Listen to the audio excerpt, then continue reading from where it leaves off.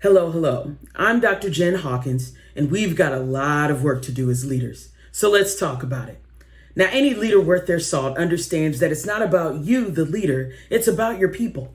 And when I'm hiring and building my team, I want the best and I select the best. And if I'm truly bringing in the best, then they should absolutely be on to their next adventure in a short few years. You simply can't keep brilliance in a bottle. Now, I know some may consider this a hot take, but it's really quite simple.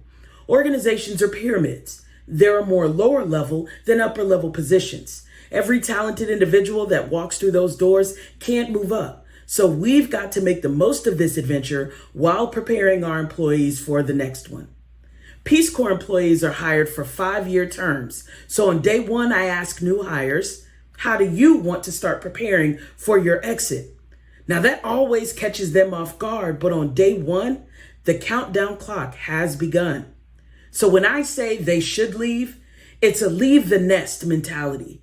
I'm going to invest in you and your development, and that will come back to this organization tenfold. And we're going to talk about how.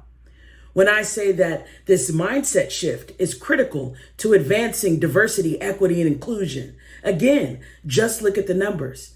There are only but so many paths for internal career advancement. So the best thing I can do is to equip employees, especially those from underrepresented populations, with the skills and experience needed to hopscotch their way up a cross-sectoral ladder and potentially come back this way ready to serve at the executive level.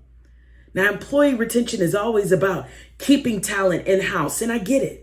But instead of trapping people with treats and trinkets, let's absorb what they bring into our DNA, preserve their knowledge effectively and intentionally, and help them soar, whether with us or with someone else.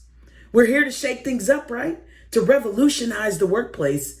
So let's take a look at how we invest in our employees and turn the traditional notion of employee retention on its head. As the late, great Maya Angelou said to us, the caged bird sings with a fearful trill of things unknown but longed for still, and his tune is heard on the distant hill, for the caged bird sings of freedom. The free bird thinks of another breeze, and the trade wind soft through the sighing trees, and the fat worms waiting on a dawn-bright lawn, and he names the sky his own. I want folks to name the sky their own, those free-thinking, innovative folks. So I'm looking forward to opening those cages with you next March, and I certainly hope to see you then. Vote for this submission.